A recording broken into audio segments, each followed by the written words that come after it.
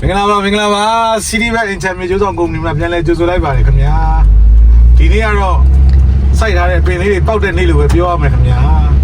မနက်ကပြခဲ့တဲ့ပင်40ပင်လေးကမယန်းကုန်းအကွက်ကလေးလဲစင်ရန်ချမယ်3နာရီဟိုလွန်ခဲ့တဲ့ဟိုဟာတပတ်လောက်ကကျွန်တော်ရုံးကိုတော့ပေးပြီးရောင်းလိုက်တာတဲ့အမပေါ့အဲ့ခံမစိတ်ကန်းတာလမ်းအဲ့ခန်းလေးကလည်းဒီနေ့ဈေးဆိုင်မယ်ညနေစင်ရန်ချမယ်ပေါ့9နာရီအဲ့တော့ဟိုတနေ့ကပြထားတဲ့ညီလေးပြထားတဲ့တိုက်ခန်းကွန်ဒိုလေးကလည်းဒီနေ့ပြီးတဲ့တခါတည်းဆင်ရမချတော့ပဲနဲ့တခါတည်းငွေချင်မယ်အဲ့ဒါလေးကလည်းဒီနေ့3နာရီပေါ့ဗျာစာချုပ်3ဆောင်ပေါ့ဒီလေးထဲဆွဲမယ်ပေါ့โอเคအကုန်လုံးမင်္ဂလာရင်လည်းပြန်ခဲ့ပါမယ်ခုရောက်ရှိနေတဲ့နေရာလေးကလည်းခုရောက်ရှိနေတဲ့နေရာတော့ကျွန်တော်တို့ကျွန်တော်သာရှိမှာပါညီမသာရှိမှာအခု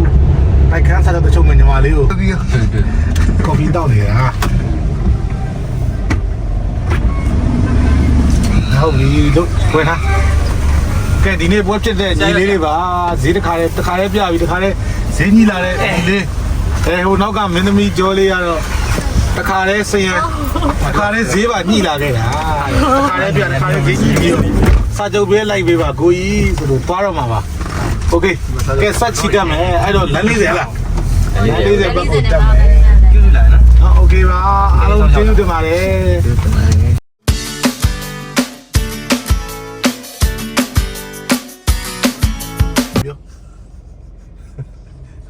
အားလုံးပဲမင်္ဂလာပါနော်မနက်ကပြောတဲ့3ပွဲမှာတော့2ပွဲတော့အောင်တယ်ဗျာတစ်ပွဲကတော့လည်းခက်ခဲလေးဖြစ်သွားတယ်အဆင်ပြေမှာပါဒါပေမဲ့လည်းနော်ပထမဆုံးတစ်ပွဲကတော့မမေရပွဲပါပဲကျွန်တော်တို့မယန်းကုန်းမြို့နယ်ပေ40ပေ130ဘိုးဘိုင်မြေခွက်လေးပေါ့ဗျာကျိုးဆောင်ညီကိုမောင်နှမကြီးပြတာတော့9ပွဲ6ပွဲလောက်ရှိရယ်ကျွန်တော်တို့အရှိမလည်းပြနေတာ3ပွဲလောက်ရှိရယ်တော့ပြကြတဲ့ကကျွန်တော်တို့ကဈေးတွေဆိုင်ပေကျိုးတွေဆွဲဆိုတော့ငါတို့အကျိုးဆောင်လေးတော့မရတော့ရှာဘူးခြားကျိုးဆောင်တွေဥသွားပြီလို့တွေးထားတာဆိုပေမဲ့လည်းကံပေးတယ်ပေါ့ဗျာဒီမှာဈေးဘလူအများဆုံးပေးနိုင်လဲသူတို့ပေးတာထက်ပေးနိုင်တယ်ဆိုရယ်ကျွန်တော်တို့ရဲ့အဝဲရွှေဧည့်သည်ကြီးတွေပေါ့ဗျာတခါတည်းပဲအများဆုံးပေးပြီးတော့တခါတည်းယူတယ်ဒီတနေ့တော့တခါတည်းငွေတွေအကုန်ချင်းမဲ့လုပ်နေလို့မနဲ့တားထားပါတယ်အဲ့လိုမျိုးဧည့်သည်တွေနေတိုင်းဝင်ပါစေလို့လည်းဆုတောင်းမိပါတယ်ကဲနောက်တစ်ခန်းပေါ့ဗျာနောက်တစ်ခန်းကတော့ထူးထူးခြားခြားပါပဲတိုက်ခန်းပါတိုက်ခန်းဆိုပေမဲ့ကွန်ဒိုဈေးနဲ့ငှားထားတာပါကွန်ဒိုဈေးရအောင်လဲသူကပြင်ဆင်ထားတာဟုတ်ဗျာထဲမှာလဲ share facility ကလည်းအများကြီးမမရဲ့အင်တာမီကျိုးဆောင်လောက်လာတဲ့တက်တန်း73နှစ်15နှစ်ပေါ့ဗျာအဲ့ကြားရှိပြီပေါ့တက်တန်းလေးကတော့နှုတ်ပါသေးတယ်ဒါပေမဲ့တခါမှတော့မကြုံဘူးဒီလိုအခန်းငှားတာကျွန်တော်တို့အငှားစာချုပ်ကိုစုစုပေါင်း6ရွက်လုပ်ပေးရတယ်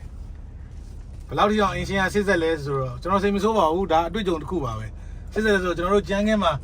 ဘယ်လိုတစ်စိတ်နော်ဘယ်လိုကြမ်းခင်းထားတယ်ဘယ်လိုမျက်နှာချက်ဘယ်လိုကာလာဆေးတွေတုပ်ထားတယ်ကျွန်တော်ထင်တယ်ကားတွေမှာဆိုလို့ရှိရင်ကျွန်တော်တို့ဆေးကုတ်နံပါတ်သူကုတ်နံပါတ်တော့မသိဘူးထင်တယ်ကုတ်နံပါတ်သိရင်ကျွန်တော်ဒီကုတ်တင်မှာသူထည့်ရင်းမဲ့သဘောရှိတယ်အဲ့လိုစစ်ဆက်တဲ့အင်ရှင်ကလည်းကောင်းပါတယ်သဘောကောင်းပါတယ်အဲ့ဒါလေးလည်းကျွန်တော်တို့မမရပါနော်ကျွန်တော်ဒီနေ့2ပွဲပြစ်လိုက်ပါတယ်40 130မယန်းကုန်းမြေကွက်အကြောင်းလေးရယ်မြို့တွေကကွန်ဒိုတိုက်ခန်းအငားလေးရယ်2ပွဲပြစ်လိုက်ပါတယ်3ပွဲဆိုင်2ပွဲဖြစ်ပေါ့ဗျာလက်ကြီးပဲပါပဲကဲကျိုးဆောင်ညီကိုမောင်နှမတွေလည်းနေတိုင်းပွဲတွေဖြစ်ပါစေပွဲတွေနေတိုင်းဆင့်ကဖြစ်ပါစေเนาะဒီနေ့ပွဲဖြစ်လာတဲ့ညီလေးညီမလေးတွေကိုလည်းရှင်းပြလိုက်ပါဦးဒါဟိုဘက်ကတော့ဒါဟိုဘက်က2ယောက်ကတော့2ပွဲလုံးမှာပါတယ်ပေါ့အင်းဖြူနဲ့ပါတဲ့ကိုကြီးကတော့2ပွဲပေါ့ဗျာဒီဘက်ကညီမလေးကတော့ဒါမျက်နှာသာရီးနေတာဒီဘက်ထဲမှာတော့ငုံနေတယ်ပွဲလေးတစ်ပွဲပြတ်သွားရှာတယ်ဟိုဘက်ကအိမ်အကွက်နဲ့အကိုကြီးဒီဘက်ကအကိုကြီးတွေကတော့ဒါ40 130မယန်းကုန်းမြေကွက်ကိုရောင်းခဲ့တဲ့ညီလေးတွေပါဗျာเนาะဒီလိုကြောညီလေးတွေဒီလိုကြောအကိုကြီးတွေနောက်ထပ်ဖြူးရရှိသေးတယ်ဒီနေ့ကျွန်တော်တို့မှာကျွန်တော်တို့ရဲ့ဖောင်နာကြီးလေးပါလာတာဖောင်နာကြီးကလည်းဒီနေ့ဘလော့ရိုက်မယ်ဆိုပြီးလိုက်လာတာအဲ့ဘလော့ကတခါတည်းရိုက်တောင်တင်တောင်မတင်ရသေးဘူးစိုးအောင်ဖြစ်သွားတယ်ဗျာနောက်နေ့ကျရင်တော့ဘလော့အစ်စ်တွေကိုဒီအမကြီးနဲ့လာမှာပါအားလုံးကျေးဇူးတင်ပါတယ်ခင်ဗျာ